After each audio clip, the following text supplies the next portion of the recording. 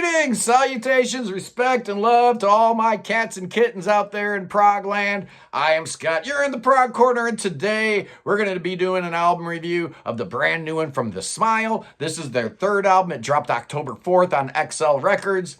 Yeah, it's the same label that releases all the Radiohead stuff. So this one was recorded at Abbey Road, finished up at their home studio in Oxfordshire, and Nigel Godrich, again, for the second straight album, not producing this one. We've got Sam Petz Davies, who was Nigel's assistant on a lot of projects. I first started seeing his name on the first Warpaint album, and then he worked with Tom and Nigel on the Suspiria soundtrack, and he gets a credit on Radiohead's last album, Moon-Shaped Pool, so he's definitely part of the crew.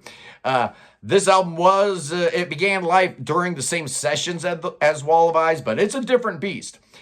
You kind of think about Kid A and Amnesiac, right? How they were kind of born from the same sessions, but totally different flavors. It's kind of like that. So we had Light for Attracting Attention, came out in 2022. The aforementioned Wall of Eyes in 2024. And now we got this one here. So, Johnny Greenwood, Tom York. Why did they need a new drummer? What was wrong with Phil? The first two Smile albums, I'm like, you didn't need a different guy. This Tom Skinner guy does sound a whole lot like Philip Selway. Not on this album, man. Not on this album at all. This is not a spinoff band. This is more of a COVID band, if you really want to get right down to it. Even though the band was formed officially in 2018, they didn't really get, the ball rolling until the COVID lockdown, where they got together and they were able to kind of figure out what they wanted to do. And then their very first gig, the drive home to COVID point, was live stream for the Glastonbury 2021. So there are 10 songs on here, 44 minutes. 5 of these songs have already been released. So, that's, I don't know how you feel about that kind of thing. I tend to shy away from the singles so that I can enjoy the entirety of an album. And I was able to do that with this. So I was able to get into this album with totally fresh ears, no preconceived concepts. And I really like this one, man. This is a really, really cool album. Starts out with a track called Foreign Spies, which is all this like trippy synthesizer stuff.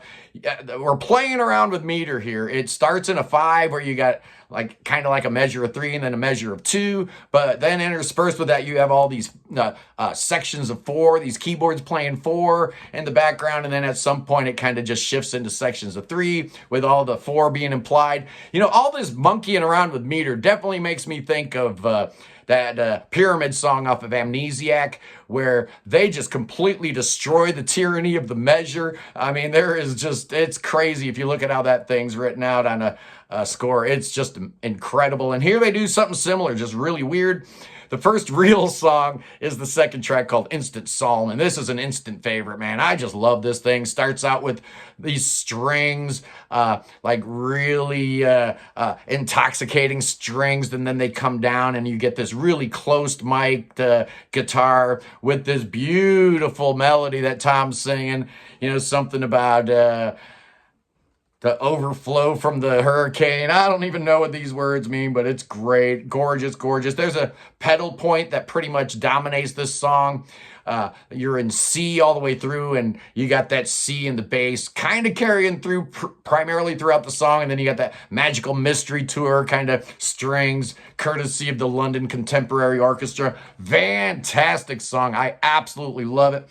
And they follow it up with the shortest song on the album and the most energetic. This thing is great. It's called Zero Sum. It's so fast-paced and tricky little guitar playing by Johnny. Fantastic, man.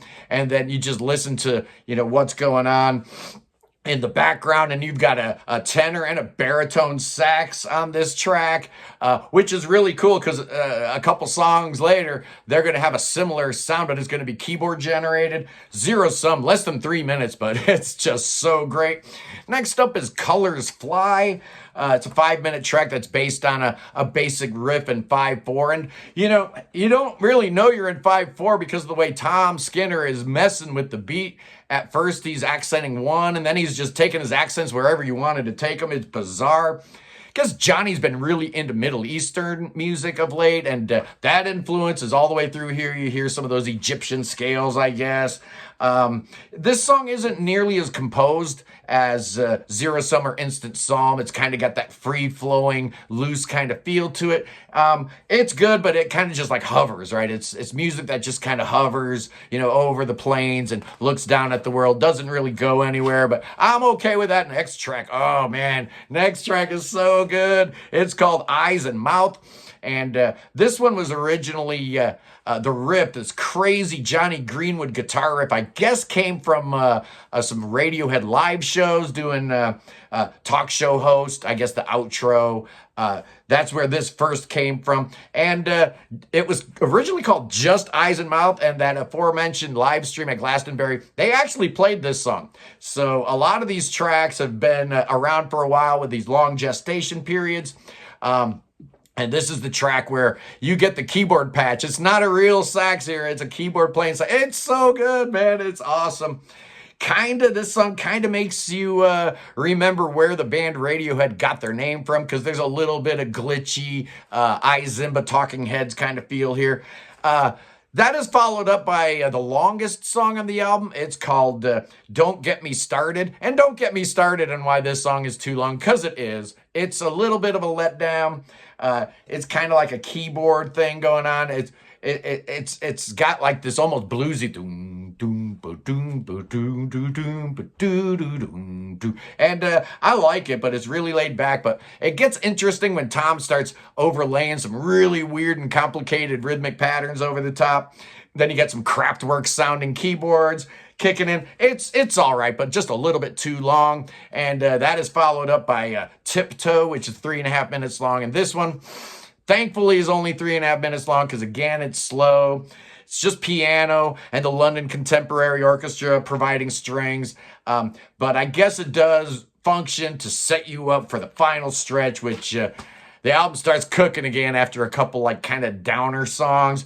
The Slip comes up next, and it's just great. It starts with like this hip-hop kind of beat and this pulsing synth bass. It's about climate change, apparently. Real catchy, like nursery rhyme chorus, like Mother Goose sounding chorus. Very simplistic, but very cool. And then out of nowhere, man, the rhythm guitar comes in, and it is just so amazing, man. Oh, it sounds awesome. This is, The Smile is kind of like two different kinds of songs. The keyboard-based songs and the guitar-based songs. This one here like incorporates both styles to really, really good effect. The penultimate track is called No Words. Starts out with what sounds like a Fairlight synthesizer and some rim shots Tom's doing with delay and stuff. Sounds cool. You're kind of confused about what the rhythm is, and then it finally settles down. Tom is just so good at that, man. And then you get like a funky bass line kicking in. I think that's Tom York playing that bass. It almost sounds like two bass guitars going at the same time. I don't know. But listen to what Tom Skinner's doing on drums here, man. He is like the master of the floor toms. I've never heard anybody play floor toms and have that. Well, no, I have heard one person. There's one other drummer that I will make an exception for. That's Morgan Agron. He uses the floor toms in a similar way. Just amazing. Kind of ends with some Tangerine Dream keyboard flourishes. Just a great track. And then the album ends with a song called Bodies Lapping, and I guess this one's been around for a little while too. Starts out with the close mic'd acoustic guitar again, which sounds great. You're in D minor here. Kind of got like a slight bossa nova swing to it. What's cool about this song is, instead of having like chord progressions and stuff, it does this whole thing in D minor. And then it modulates to E minor, does the same thing in E minor, and then it shifts back down to A minor. It's really cool. It's a great trick. Some of these lyrics, falling on your ass, falling through the glass, everybody's laughing.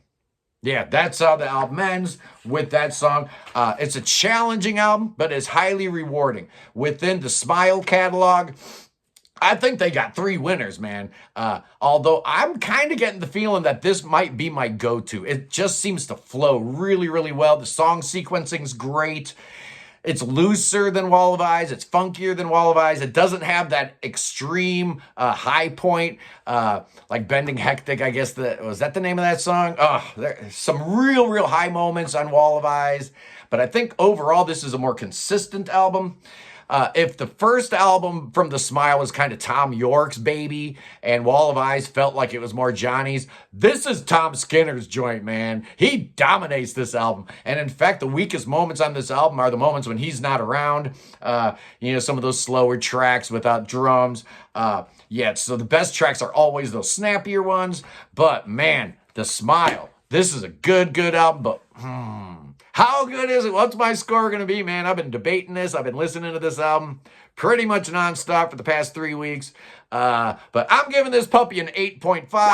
It feels like the right score, and it is the right score because I just said it. So there you go. Anyway, guys, Sunday, the Sunday prog stream is going to be a good one, man, as we have Morgan from the School of Prog. He's going to school us up on how to play prog rock guitar solos, top 10 prog guitar solos of all time. It's going to be an awesome episode, so tune in for that at 11 o'clock.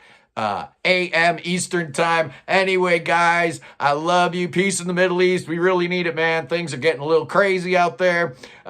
Let's all love each other. There's no reason for all this hatred and yelling and screaming. No, there's not. Absolutely not. So, free the Ukraine, free Tibet, free Willie, free your mind, and God save him, man. You know who I'm talking about. Save King Chucky. Oh, King Charles III could use your saving. That cotton picker. Bring that boy to America. Oh, that son of a gun needs to come to America. We got them good doctors. Oh, but better than that, we got them good pastors. Gonna lay some hands on that boy. Woo, yeah. The healing hands of the faithful. We're gonna take care of that cancer. No problem at all. We're gonna drink poison, spells and incantations. Our prayer warriors, they're working 24/7 trying to help this guy out. Absolutely they are, but that's not going to work. The only thing that's going to work is what Billy Bob's going to be busting out here in 1 second. Hey, Billy Bob, you got them snakes? Oh, Billy's got the snakes. We're dancing with snakes. Oh, look out. Oh, these guys are lively today. They want to bite, but I'm not going to let them. The Lord is not going to let them get me because I got the Spirit of the Lord. I got the armor of God on me, and you should put it on every morning too. You'll feel a whole lot better. I love you guys, and I'll see you Sunday. Peace.